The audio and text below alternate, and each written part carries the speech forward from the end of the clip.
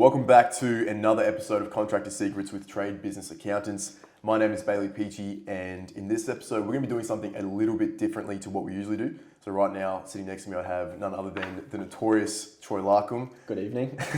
And today, what we're going to do is run through a Q&A. So we're going to run through some questions that we've had people send in, and we're going to try our best to answer them and hopefully give some insights into how we view the world and really what typically works for us and our clients here at TVA. So Troy, have you got any opening statements?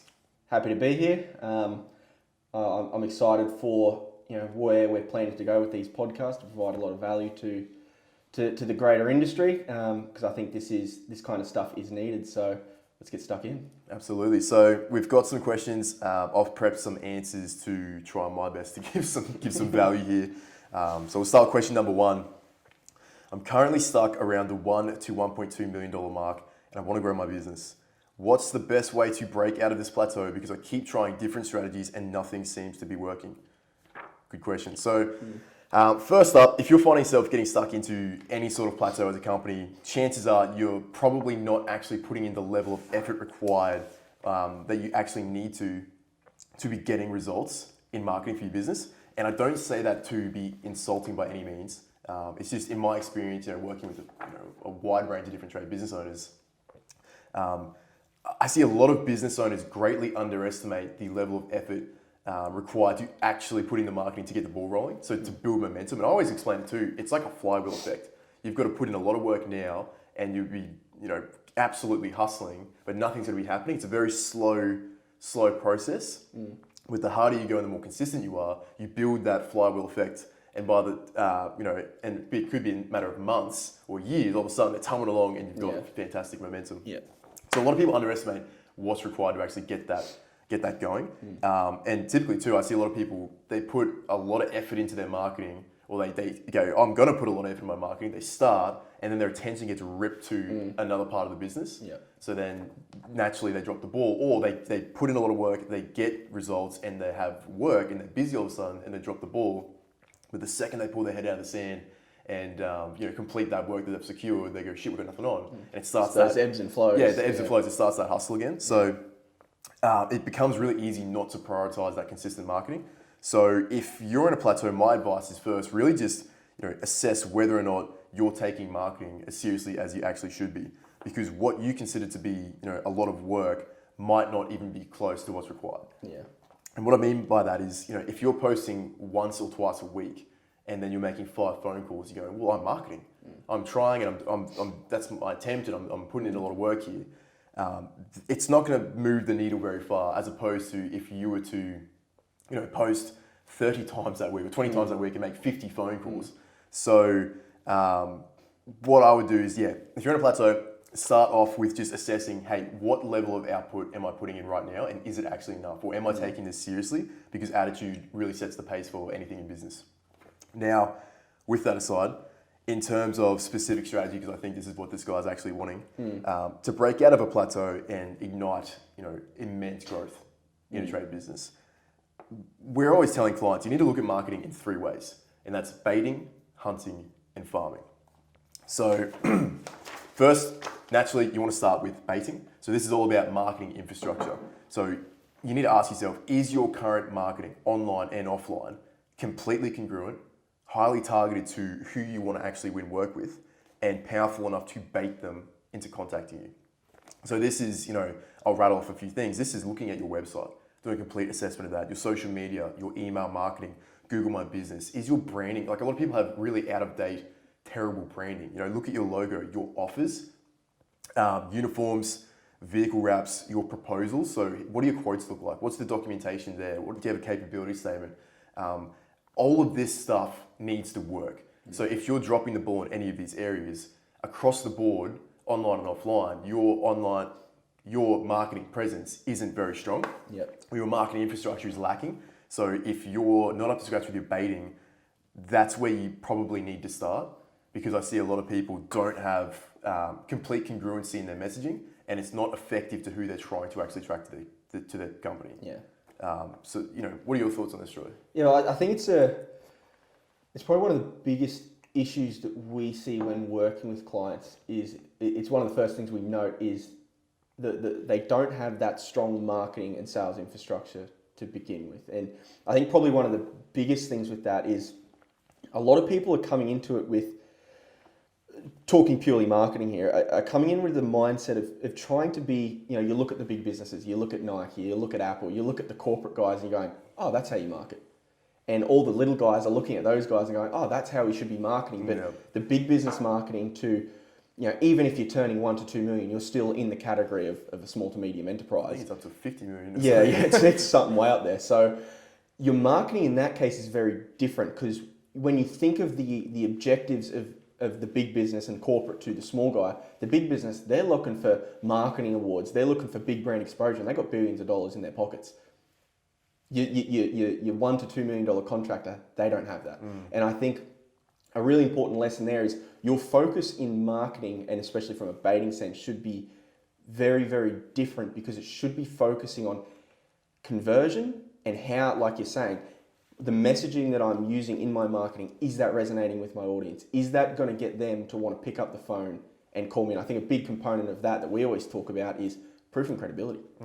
The one massive factor that we see lacking in 90% of contractors marketing is proof and credibility. And obviously we've had some clients call us vultures because I think the word was seagulls. Seagulls, that's right. Yeah. You guys use anything. Yeah, we will. Because it's so important, because it's one of those elements in your business that can be so scarce in some regards. So you've just got to try and grab as many of those components as possible, because a 1% here or there of proof and credibility really does stack up. And then because the large amount of the industry doesn't have those elements, if you're in the top 10% that are really stacking those proof and credibility elements, whether that's you're in the residential commercial game, it can look a bit different, but it's largely a lot of the same elements. Well, let's give some specific examples, because again, what you're saying, and I absolutely agree, and we tell all our clients is, like, businesses in general are probably sitting on at least, I'd say 60% of underutilized proof and credibility. Now, 100%. Proof and credibility, what we're talking about here is, hey, if you have 50 Google reviews, for example, and they're sitting on Google My Business, that's fantastic. But are they anywhere else? Yeah. Repurpose them.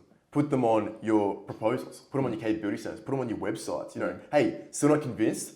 Check out another 50 testimonials. Let them just scroll through the entire success story page. Yeah. It could be, if you're with Master Builders, put that everywhere. Literally. If you've won any type of awards, key projects, go, hey, what's the best, if we're trying to attract a certain level of work type, let's take all the best projects we've done within that work type and put them as features. Across the website, social media, proposals, but capability statements, all these different areas, right? Another examples could be, what equipment you use, or your unique process, or maybe you have a guarantee, like a 6 or 8 point guarantee, or what would be another point of proof credibility? Well, it really is limitless, but I think taking a step back there is, for those listening, is the reasoning behind why we want proof and credibility, and I guess this will help trigger more ideas of potential elements of proof and credibility, is when you think about the industry at large, whether, if you're in the residential market, you've got your homeowners. If you're in the commercial market, you've got other contractors, you've got project managers, you've got contract administrators and whatnot. Everyone, unfortunately, is looking at our industry from a perspective of risk, because there is a lot of dodgy contractors out there, and obviously, especially from the commercial standpoint as well. Well, there's people doing the wrong thing. There's people doing the wrong thing everywhere, and just the very nature of the industry sometimes, unfortunately, is forcing that, because people don't have that marketing and sales capability. So the only way for them to get projects over the line is to undercut and then make shortcuts down the line, do some dodgy work and whatnot. And obviously that's a shame, but that's an opportunity for all those other contractors who are deadly serious about, no, I'm actually going to have a crack at, developing strong marketing and sales infrastructure. Because if you're positioning and bringing that proof and credibility to the table, what you're saying to the customer is, I'm the low risk option. Yeah. You can have confidence that I'm going to deliver on what's promised, unlike 60 to 70% of the market out there who, when they do the work and when they make these promises at the start, they're not delivering, and that's the truth. What I'm showing you through, like you're saying, key projects, testimonials, getting your Google reviews, associations, awards. All this says, shit, these guys are the real deal. They're legit. I want to go with them.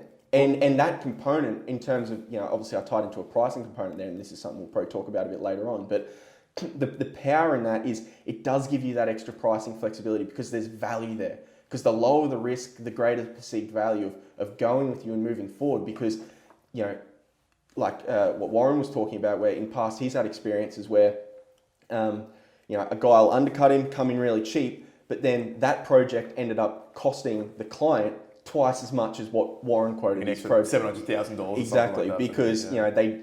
And I think that's a perfect example of you need to be thinking of those things and bringing those to the table, those experiences, those stories, resonating that experience to the client so that they understand, shit, this guy knows what he's talking about. He's the expert. I can trust him as my advisor. But bring it back to marketing too, what people miss, without the proof and credibility, you can't make bold claims.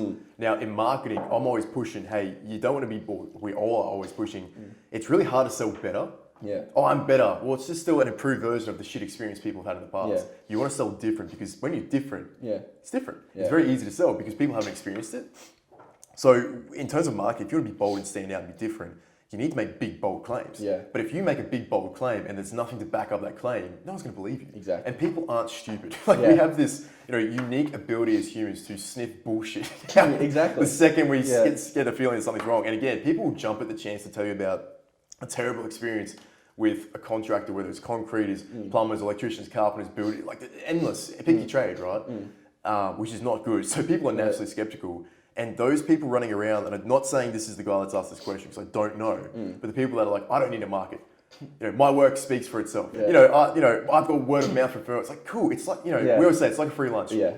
If you get a word of mouth referral, it's like a free lunch because, hey, it's nice when you get one. Yeah, it's great. But do you want to rely on it to feed your family? No, of course not. Yeah. So, you've got to be careful with that. And having if you make a bold claim to be different, you'll get more attention, but you need to be able to back it up with the necessary proof and credibility, which is really, really important. And again, with your saying with risk, hey, I'm the low risk option. If you don't have strong marketing, if you haven't got this baiting stuff in place that we're talking about, people don't know how good you are. So that buying decision is a really risky decision because it's going, hey, I think you're okay. I've done a bit of competitive analysis, but you all kind of look the same. I'm going to pick you because I like the sound of you and hope, fingers crossed, hope that it pays off. And then you're wowing with a great experience. Oh, this is fantastic. But they only know that once they've already taken a risk and paid you money. Yep. So if you want to attract more leads and actually increase your conversion, which again, we'll probably touch on this in a minute. It's taking all this stuff, this underutilized proof and credibility and placing it onto the front end to make the buying decision far easier because you have stronger marketing. And I think with that too is that there's kind of an underlying element here, and you've probably seen this as well, because we've actually probably never really spoken about this before, but I think a lot of contractors are actually scared to put themselves out there. So all this stuff that we talk about when it comes to marketing and sales, it is putting yourself out there. But that's the whole purpose of marketing. Because like you've said, it's not about being better, it's about being different. It's your objective to stand out from the crowd. And for a lot of people, naturally, that's an uncomfortable thing. And with the amount of hesitance and pushback we've had from clients when we start talking about this stuff. Putting your face to your company. They're not exactly. They're not thinking about the end goal of what we're trying to achieve with them. They go into this, oh, no. What are my competitors going to think? Oh, people are going to think I'm a tosser. If I go into a supplier and then... How many times have we heard that? Yeah. It's like, mate, if you are a business owner and you're not prepared to stand proud next to your logo and your brand and be proud of what you were building and proud of the impact that you were making and strive to put yourself out there and attract opportunities to do better, you need to reassess whether or not you're fit for business ownership. Exactly. Because why aren't you proud? Yeah. Why aren't you... Is your company... Is something wrong? Yeah. Exactly. These are the things that go off in my mind when I hear that or I see that. And it's the stages to scale. People are afraid to step into the arena. And I won't try to recite this because I'll absolutely butcher it. But for anyone listening, if you have not heard the quote from The Man in the Arena by Teddy Roosevelt, Google it, read it. It's it's about profound, it's not the critic that counts. It's the man that's in the arena, covered in blood, sweat and tears, willing to try or willing to fail. Exactly. Yeah. And I think that couldn't relate better to business ownership. Yeah. And I think to have the right perspective with that is if you look 5-10 years into the future, do you want to be the business owner who had a crack, went out, put themselves out there and have that successful business, or the business owner who was scared to step out from the rest of you? Scared to try and be in that same bundle as the large majority, which the unfortunate reality is, as we know, the construction industry has the highest insolvency rates. I think actually it's comparative with restaurants or something like that. you don't want to be the norm. You don't want to be like everyone else because the standard is low, unfortunately. Well, it's the data is telling us that the large majority of trade business owners are not running a successful trade business. Exactly. And again, I'm not trying to be insulting. We're an accounting firm. I'm telling you, the data is literally telling us this, which is why the insolvency rate is so high, because people are a little bit unsure or maybe not as confident, not quite sure what to do or what to tackle. They copy everybody else. Natural decline. So again, we've got a bit of a tangent here, but baiting. Start with baiting. Baiting, hunting, farming. Start with baiting, marketing infrastructure. And again, a really easy way to do this or get the ball rolling, because I know people can be very biased, myself included. But you need to assess whether or not what you're doing is actually good enough. That's what we've established, right? So a really easy way to do this is actually jump on Google and do some digging. And you might even know some people off the top of your head, but find the absolute top companies in your space. So it doesn't have to be in your local area. But just find companies that you look at from a face value, you look at their marketing, you go, wow, these guys get it, and then compare your marketing to theirs and ask yourself, this is really important, from a complete face value perspective, if you were a customer that didn't know your own business or this absolute superstar business that you've looked up to from a bar of soap, who would you pick? It's a great question. Right? Who would you hire? Whose services would you engage? And again, it doesn't matter what trade you're in, because if it's not your business, then you have some work to do. Like, there's your answer. That's the reality too. So, because if you wouldn't pick your own business, chances are your prospects wouldn't either. And that's the problem. So, effort, professionalism in all matters in marketing, and really you need to do everything in your power to communicate just how amazing your business is on the front end, and make sure that what you're doing is impactful. So my advice and your advice, is start here with baiting. And I think the extension of that, because that is the first question to ask yourself, and I love that question. Obviously, we say that a lot to our clients. Who would you pick? And if it's not the you, faces just drop. They're like, people get discouraged. You got me. People get discouraged. But it's a reality check. It's like, hey, that's good news. You have work to do. You've got work to do. If you're not striving to be the absolute best in everything that you aspire to do, exactly. why aren't you? Why don't you want to be the best? Why don't you want to be the go-to provider? But I think from that as well is there's an immediate follow-up question, because that's the question of realization. That's the action trigger of shit. There's I've got work to do. What do you go from there? Well, the second question to ask yourself, and we always do this as well, is why are you different and superior? And that's going to actually get you to start thinking, well, shit, I'm not different and I'm not superior.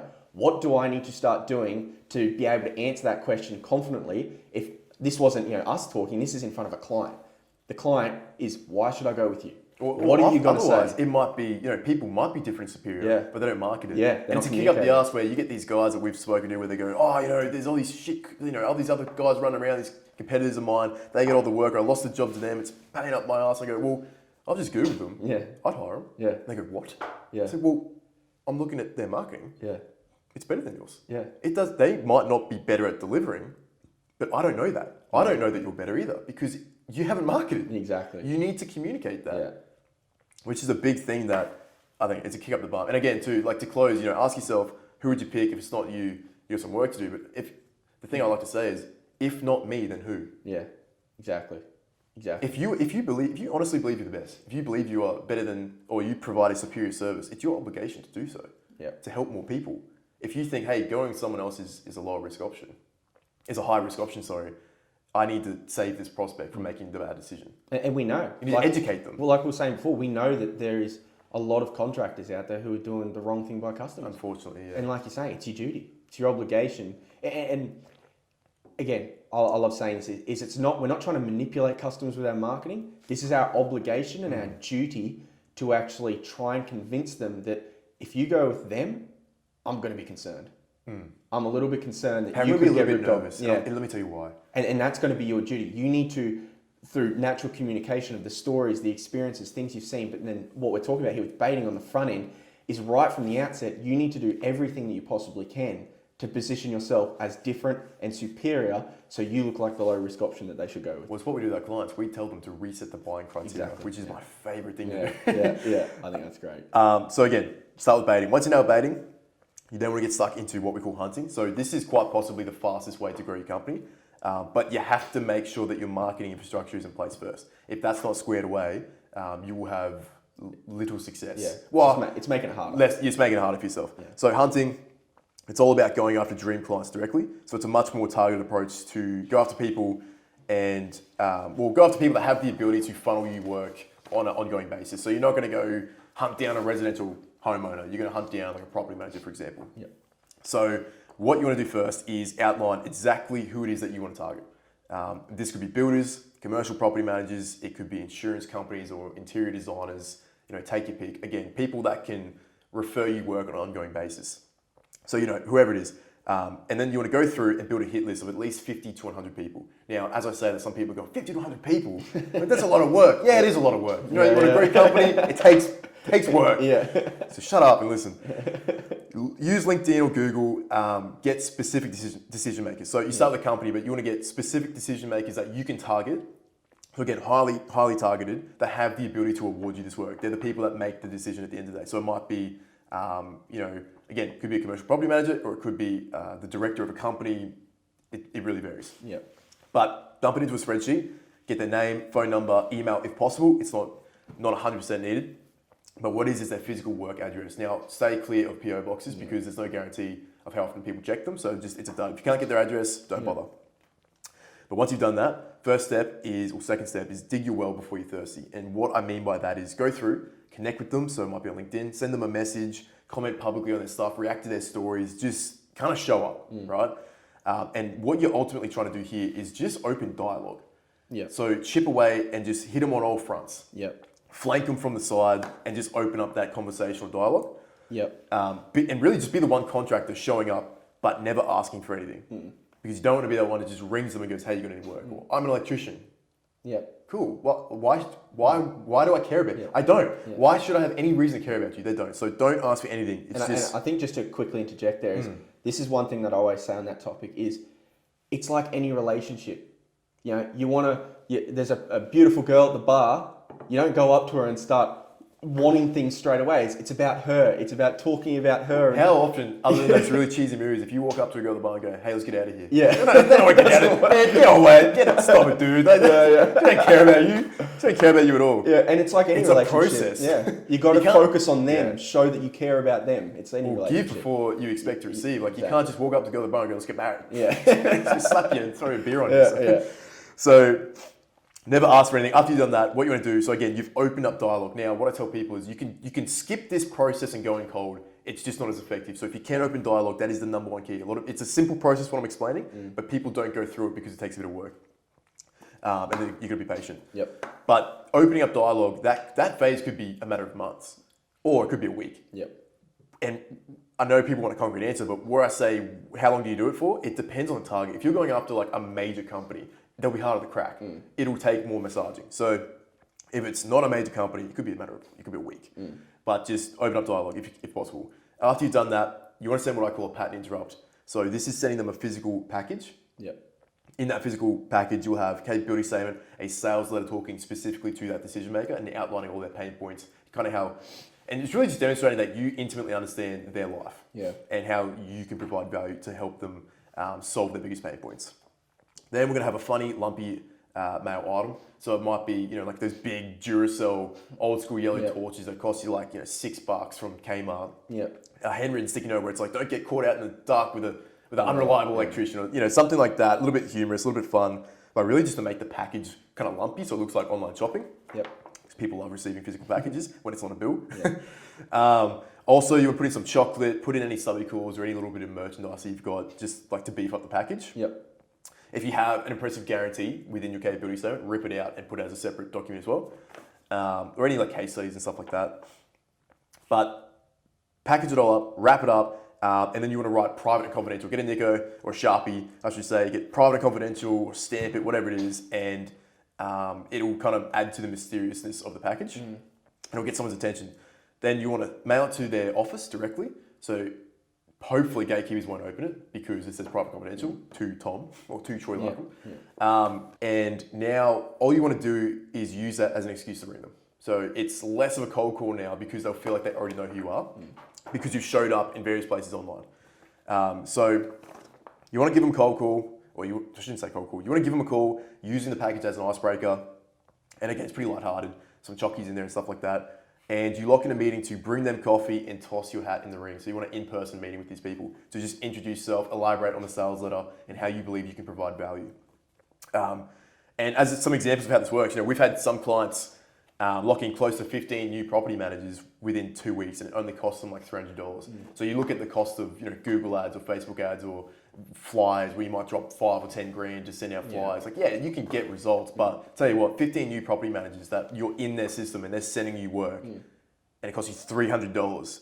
That's pretty powerful ROI. And what you're talking about with marketing as a small company, it's about conversion, it's about ROI, direct response marketing. So, and I think just on that too, that's a really important point. I think for all those listening is the offline side of marketing has almost disappeared in the last 20 years since the presence of online, and everyone's focusing on online. Everyone comes to us talking about Google ads, Facebook ads, and all these things. SEO. Yes, they can. It's all these things, and they can be important. But one of the most untapped, undercapitalized ways to actually get in front of your audience is to do some offline work, because no one's doing it. And when we talk about being the different perspective, it's not just in your delivery, it's in how you market as well. So by going out of your way to do something different and not just, like you're saying before, picking up the phone and cold calling someone, all we're trying to do here is take that follow-up phone call as far away from being a cold call as possible. That's all we're trying to achieve here. And I think if you can nail that process and be different through this offline method, it really does have a fantastic impact on your dream clients. Well, another thing too is, people, it's not a lot of effort to put these packages together, but people, it looks like it is. And people make that comment, they go, oh, wow, it looks like you put a lot of effort into this. Yeah, absolutely. I want to get your attention. So I'm deadly serious about earning your business. Can I come in person and talk about how I can provide a bit more value and help you out solve X, Y, Z, 1, 2, 3 problems? Okay, well, hey, what's your coffee order? Exactly. And I think on that too, this is a really, really important point, is to step back and look at marketing as a whole. I say this to all of our clients. There's no, marketing secret silver lining thing, silver bullet, magic pill solution. If it was out there, it would be discovered and it would get oversaturated. That's the way it goes. So here is the key to winning in marketing. Do what everyone else isn't willing to do. Oh, big time. Do the unsexy work. That's all we say to people. Do the boring work. Do the boring work, because everyone wants those instant leads overnight. But to me, it's like anything in life. If it's too good to be true, it probably is. You've got to earn it. If you want to earn it, you've got to put in the work. Yeah. And so again, that's one example of the property managers. We've also had other clients lock in literally north of $600,000 worth of work in 5 days. This process. It works. It's a cracking strategy. And it won't cost you much too. That's the biggest thing. I get really kind of proud on the sense of trying to help people get big results without spending much money. It doesn't cost much. All it takes is focus and effort, which a lot of people aren't willing to put in because they want to skip the work. Like you're saying, they want the magic pill. They don't want to do the boring work. They want to get straight to the result. But good marketing takes time. It does. Which is why it's talking about. You have to build the momentum. It's the flywheel effect. So I promise you, if you go after 50 people, even just 50 people, using this strategy with the right marketing, you could very well double your business in a matter of months.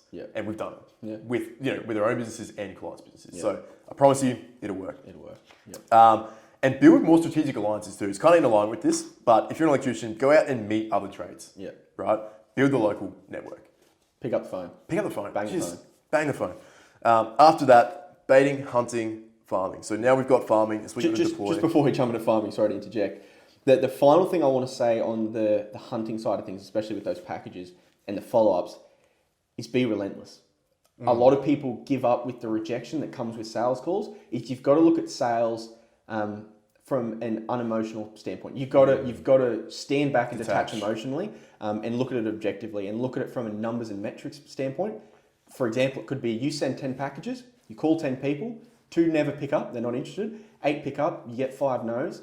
But then you end up with 2 to 3 people who are interested. You get some meetings, you might get 1 or 2 yeses. But what's one yes? If one yes generates an extra 15, 20, 50, $200,000 worth of work a month. Exactly. And that yes might not necessarily happen on the first phone call. It's on the second, the third, sequence. The 12th. And a perfect example of this is I was actually just talking to one of our clients yesterday on a session, and they were going through this exact process, and they were saying there was one of their kind of dream property manager they wanted to work with who was in a really astute suburb. that had a lot of clients. Like they've got the the $2-3 million homes in Sydney kind of area. I forget what the suburb was specifically called, but they went through this exact process. In the first round of packages that we sent probably 4 months ago, they had continued to just touch base with the person they were going after, the target, message, pick up the phone, leaving the phone message, and just constantly did that. And eventually, the director of this property management company came back and said, "Oh, sorry, I haven't got back to you. Look, I'm really, really impressed with the package you sent through. I've got all the information there. Can you send through your details and whatnot?" 4 months. 4 months. That's relentless. That's the boring one. And now they've got the dream client that they've wanted for so long that they didn't have a strategy to get there now.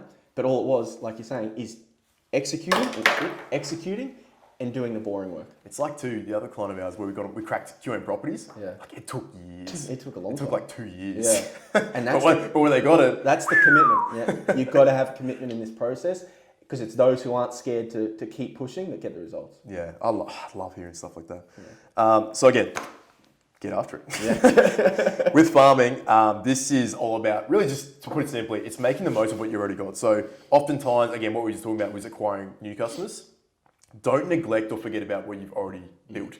So, reach out to all of your current clients or past clients. If they're bigger, ring their company or ring the director, or drop into their office. If you're a service-based business, send out email marketing with new offers and stuff like that. Do warranty checkups, follow up on quotes, and just spend some time and attention just really focusing on your existing and past customers, because the combination between these three marketing channels, if you look at it from, a baiting, hunting, and farming perspective, all of these working in alignment, like there's a little bit of work, but you can definitely streamline it. It would definitely help you break out of any plateau in my experience, at least. Would you agree? 100%. And the thing I want to say with the farming too is, the main reason why we want to be doing that, well, there's two main reasons, is obviously everyone knows that buzzword, lifetime customer value. The more sales you make from them, fantastic. But the big one that probably isn't thought of as much is the profitability per job from that client. Because when you look at most contractors, their focus is new work, new clients, and there's a much larger marketing and acquisition cost associated with each of those jobs and each of those clients, because they're new. And it comes back to what we always talk about. You want to get someone to buy from you, they need to know you, like you, trust you. With farming, you're going back to clients who already trust you. So that the cost associated with getting them to do another job is so much more, so much smaller than trying to go for new customers. So I just wanted to conclude on that farming side of things, because I think that's such an important point, is you can actually make a shit ton more money getting those existing customers back through the door. And I'm pretty sure we always talk about this, is you really want that 50-50 ratio largely of existing customers as well as referrals to new customers, or even 60-40. Yeah, because that's a really, really healthy relationship in your business. Yeah, I agree. And I think the biggest thing to conclude, like I know this is a really long answer here, but this is a good question, so I wanted to give it a pretty good answer. The biggest thing, and we've kind of alluded to this, but we haven't said it specifically. We talk about the flywheel, talk about momentum. The biggest magic pill solution, if there ever was one in marketing, is consistency. Yep. It is absolutely consistency. The work that you do now in marketing will feed your business and feed you and your family over the coming months and the coming years. Yep. Now, in business too, you need to adjust your time horizon. Yeah. Because if you're thinking, I want these results, I want to be off the tools, or I want to be running a 25-man team from the 15-man, I want to explode my company, I want to do it in the next 3 months. It's like, could you? Potentially. But change and adjust your time horizon. Because if you go, hey, I want to be a multimillionaire in the next 10 years, it'll probably happen. Yep. Like, you've just got to be prepared to go, I'm going to do ridiculous amount of work marketing consistently now, and 3 years from now, it's going to pay off. Yeah. Like, a small example is what you just gave with the 4 months. Crack your dream client. We said 2 years for QM properties. Yeah. Like, it takes time. And if you don't adjust that time horizon mentally, you'll feel discouraged and you won't remain consistent. And consistency is the number one key. Yeah. And I guess what I tell every single client of ours is that you should really be marketing in some form of capacity every single week, all year round, even if you were booked out, because that is not the time to take your foot off the gas. Because if you approach it like this, you're going to build what I like to say, a moat around your business. and you won't have that kind of up and down cycle of workflow. So consistency, stay consistent, put in the work. 100%. Don't drop the ball. I think you wrap that up pretty well. I think everything that we've ever seen, and I guess that, like you're saying, that ties into the unsexy work and everything. It's just being consistent, because there's so many businesses that, this goes right back to your introduction to this question, is those ebbs and flows, the peaks and troughs. People get caught in that cycle and they end up in a hamster wheel because of it. But if you keep your foot on the marketing pedal, and the most important time is actually when the work is coming in, because with marketing, what you see is the lack of marketing you do today, you will see that a month from now, 2 months from now. Yeah. And then you'll be shitting yourself going, shit, I got to market hard, I got all this time back, I'm marketing again, all that work comes back in, we'll take off the pedal, and you end up in that ebbs and flows cycle. Whereas if you just keep the foot on the marketing pedal at all times, you're not going to go through that. Of course, there's the ups and downs of business, but you're saving yourself and mitigating those peaks and troughs as much as possible. Yeah, and we could talk about marketing all day, clearly, and I hate to drag this out further, but I need to wrap this up too, saying, in the question he says, I keep trying different strategies and nothing seems to be working.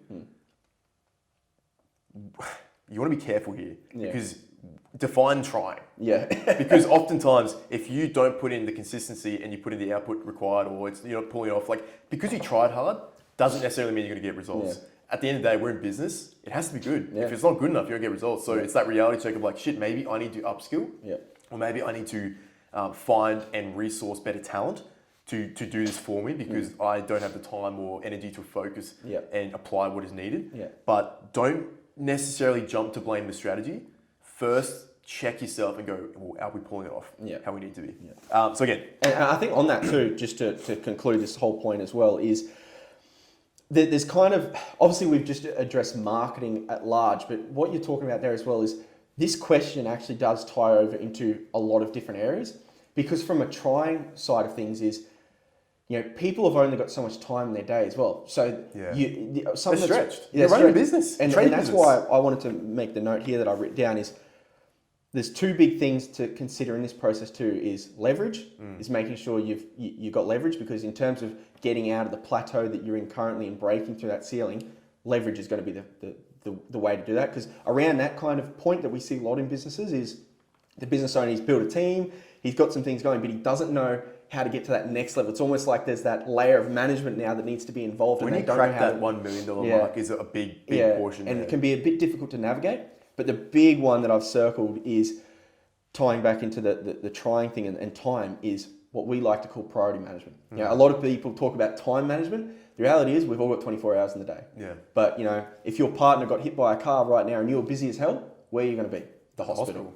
It's priorities. And that's what really this comes down to. So it's making sure that you're focusing on those high value tasks, the high value priorities that you should be for your level of business as the business owner, because it does evolve and change over time. Because from that, you're naturally going to look for points of leverage. How do I get someone else doing that? How do I delegate that? How do I stop doing that? And it's that process that will free you up to focus on marketing, sales, leadership. The trifecta. The trifecta, the three big items we always talk about. And obviously, we've spent a lot of time here talking about the big one, which is marketing. So I guess to keep in mind with all of this, if it is a time component that's involved there, priority management and leverage. Yeah, and it's probably not good that I have to keep saying this, but I'm not trying to be insulting. I should have. That's a good point there. I should have said too. Yes, just because you tried hard doesn't mean you get a good result. You have to be good. Yeah. If you can drop your ego and go, hey, look, I'm not really good at stuff. I'm really good at running a team, running a crew. I'm really good at getting in front of clients and selling jobs. I'm really good at carpentry. I'm really good at bricklaying. Whatever you do. Yeah. Marketing, I've never really had the time to upskill. Yeah. Could I? Maybe. Yeah. But right now I'm pretty stretched. You focus on driving profitable revenue and hire someone who is good. Yeah. Because that will take you 10 times further than the guy that's, I don't have time to do it, so I just won't. Yeah. If you're able to sell jobs at great margin, hire the best team, not just the best field crews or project managers or whatever it is, or admin staff. Hire the best marketing team.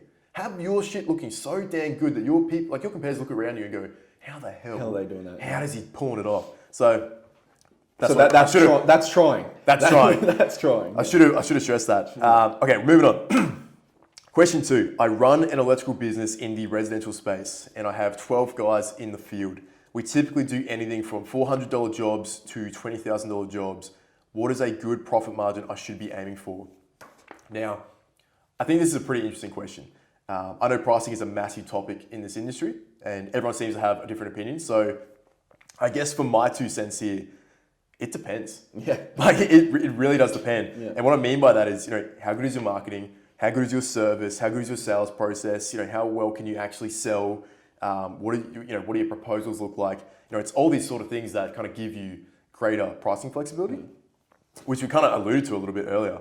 But for like a $400 job, I'd be hoping that you're sitting around at least the 50 to 60% gross profit margin personally, and really carry that as far as you can. Yeah.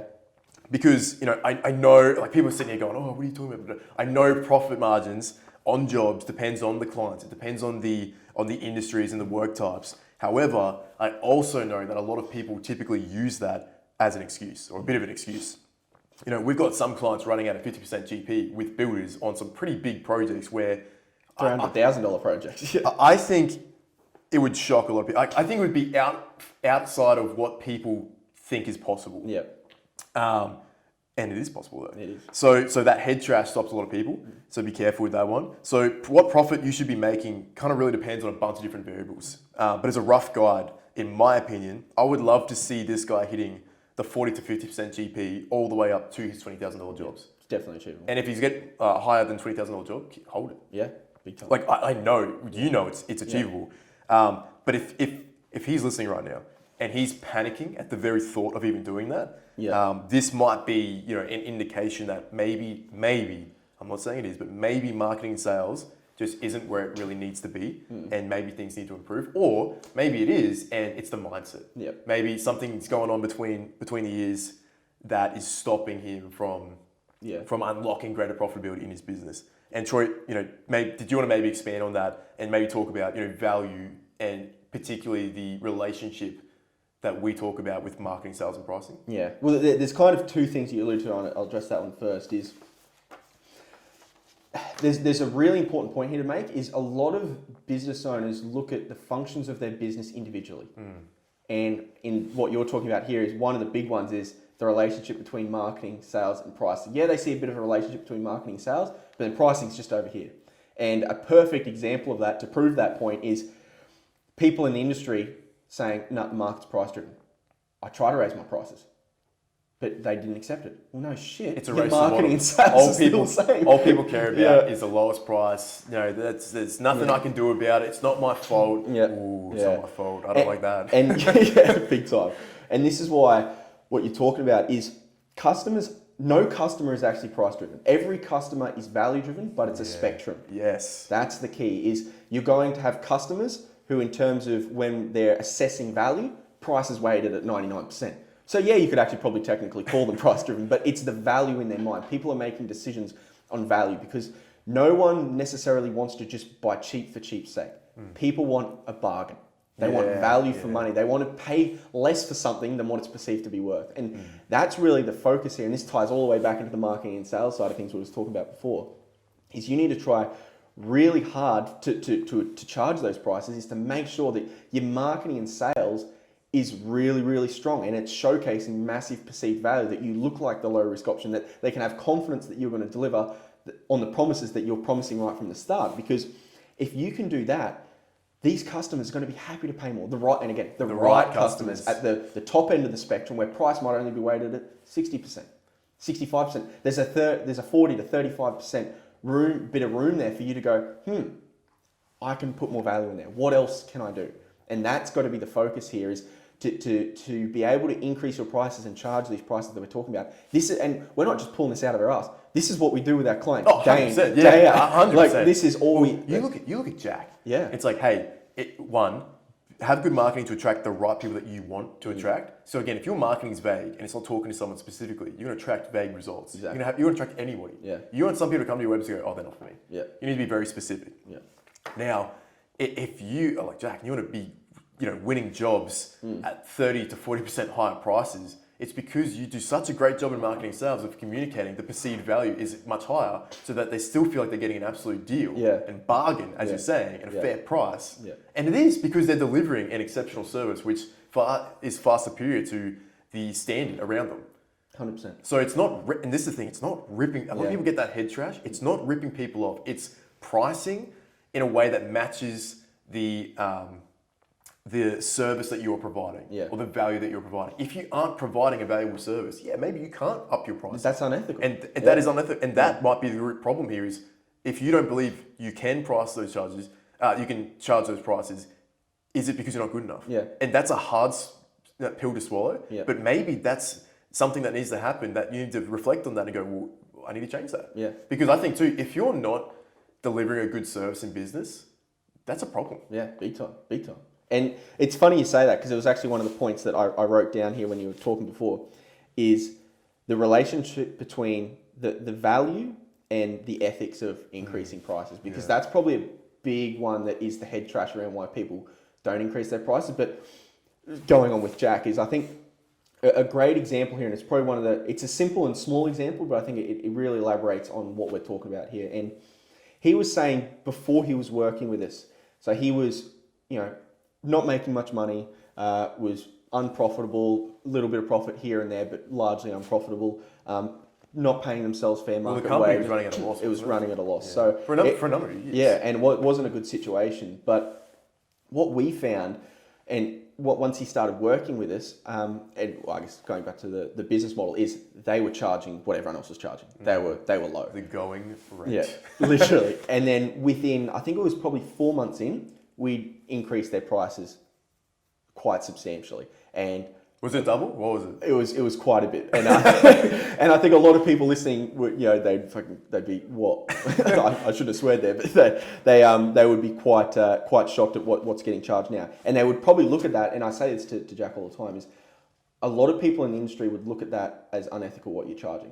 But here's the perfect example. He was saying before working with us, when he was charging below, trying to be competitive with the market, is he would have a lot of customers biting back at him about, you're a rip-off, all these issues, all these typical issues that we hear about. And it was a race to the next job. It was a race to the next job. It was this whole issue. And I was talking to Jack a lot about this is, okay, we're going to work to increase your prices. But with that, you need to focus on value. And a big component of value is going to be customer experience. And Jack's quite an exceptional salesman in what he does. So he is good. But it's not just selling the sizzle without the steak. He's really good on the back end too in terms of the delivery of that business as well. Making the customer feel heard, welcomed, literally, overjoyed. Yeah, so in this example is, I think 3 to 4 months in, he'd increased his prices quite substantially, and at that point there was a customer who they were about halfway through the job and said, "Hey, can I pay 50% now? Because what you're doing, this is amazing. I've never experienced anything like this in my life." Money at you. And Jack just couldn't believe it because he's like, I'm charging 30 to 40% more than what I was before, but it's customers are wanting to pay me forward now. They're the loving higher prices is giving him, it's holding him accountable to Exactly. provide an exceptional and not only customer holding him experience. accountable, but allowing him to. Because he's he's not trying to have to shortcut things and do things quickly because $1 here or there is mattering in terms of whether his business goes insolvent or not. Now it's a completely different mindset, and he's always focused on providing value. And I think a lot of people are probably understanding, or wanting to know, what is it? What's the specifics? I'll tell you right now, it's the low-hanging fruit. Yeah. It's the simple things, the customer experience. Like we're saying, are you rocking up on time? Are you providing that red customer experience? If something does happen, are you working in the best interest of the customer to make sure that you're not being a nuisance to them? Well, here's one for you. Are you building a relationship? Building a relationship. Are you building a real, genuine relationship where you actually genuinely show interest in their life and their outcome? Yeah. Or are you the sloppy tradesman that doesn't give a fuck? Yeah. There's a huge, and again, they're out there. Yeah. Both sides of the spectrum. Yeah. Which side of the fence do you want to play on? Exactly. Because if you're doing a great job, you're still being linked and associated with the people that aren't. Yep. Break away from that barrier. Yeah. And this is probably one of the most important things because if you've got the team, you got 5, 6, 7, 8 guys, and particularly on the residential side of things, you need to make sure you're educating them on customer experience. Oh, because it's no good that if you might start out with just yourself doing a cracking job, but as you grow and you start getting 8, 10, in this case, what was it, 12 guys on the road? Yeah. I think it's 12 guys. 12 guys on the road. And they aren't, like we've hired guys come into the office. Yeah. And you get the young sort of, you can tell they're an apprentice, nothing against apprentices, but they have not put the time and effort into training them. And because they don't know. And for us, it's we deal with contractors all the time, but having this bloke in our office trying to solve the problem with our plumbing was it was a strange experience. Yeah. Because there was no clarity on what was going on. Yeah. And then we had to diagnose the problem too. And we're going, well, it's actually this. Oh, okay. Yeah. And you're holding his hand through the process. I'm going, man, he's young, obviously, so nothing against that. But as an employer, you should be pouring the R&D into this guy. You should be training this guy and upskilling him so that he can hit the ground running and excel. Yeah, because even in this case, and this is an important lesson, is even with the scenario where, there was a bit of a walkthrough in terms of, oh no, this is going on, so it kind of reset what he thought the problem was. But if right from the start, he was, hey, my name's Jonathan. From XYZ Plumbing. Yeah, how you going today? Yep, sitting there having a conversation. Hey, walk me through. Hey, obviously I've been called out. I've got a note here on service, mate. It's booked in. Walk me through what's going on. Yep. What's the problem? How can I help you today? There's none of that. It's like, oh, where's the toilet? And then once you diagnose the issue, hey, after a thorough breakdown of what I'm looking at there, this is what I've discovered, this, and this. Run us through what's going on. Get those comms up. Hey, I'm thinking this. Are these the typical things that are happening right now? Is this what's going on? Hey, while I'm here, I've noticed a few other things. Would you like me to just do a bit of a health check? Yeah. We would have gone, absolutely. Yeah. And this largely does come under the banner of sales, but it's not the sleazy second-hand salesman. We're the easiest people to sell. Yeah. All you're doing is getting your whether it's your apprentices, your tradesmen, all you're getting them is to get the knowledge that they already have and communicating it to the customer. Well, it's like replace the word selling with providing value. Yeah. A lot of people don't like selling, but provide value. It's value management. Value management. I like that. Yeah. Give as much value to the customers, as possible. Obviously, we went off on a bit of a tangent. But again, so to wrap up, again, 40 to 50% GP, I think that's what you should be aiming for, in my personal opinion. And if that scares you, shoot me an email or message me again, or message us, I should say, our company on Instagram again, and we can talk a little bit further about some pointers on that one. Yeah. And I guess just to quickly wrap up with that too, on the big overarching thing with that is it depends. Obviously, we're talking specific to a residential, guy with 12 guys, residential, $0 to $20,000 jobs. If you're commercial, it looks very different. But underlying everything is, what's the margin that you need to achieve? That's the big one. Because a lot of people just are pricing jobs and just going, oh yeah, we'll just put that markup on, that seems good. No, work like we talk about, top down. You've got to look at the business numbers first. What do I actually want to achieve in pre-tax profit? How much in overhead do I need to cover? Yeah. Boom. There's your gross profit.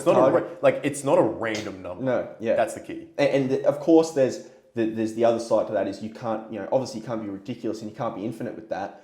But if you're looking at it now and you're only getting away with a 5, 10, 15% gross profit margin, and that's not sufficient enough for you to actually make a profit on top, well, you've got some big questions to ask yourself, because what's the point? Because as the business owner, like we always talk about, you really need to be getting compensated in two ways, because you've got two roles in the business. You're the director, or where you're technically an employee within the business, you're doing stuff in the business, and then you're a shareholder because you're the business owner.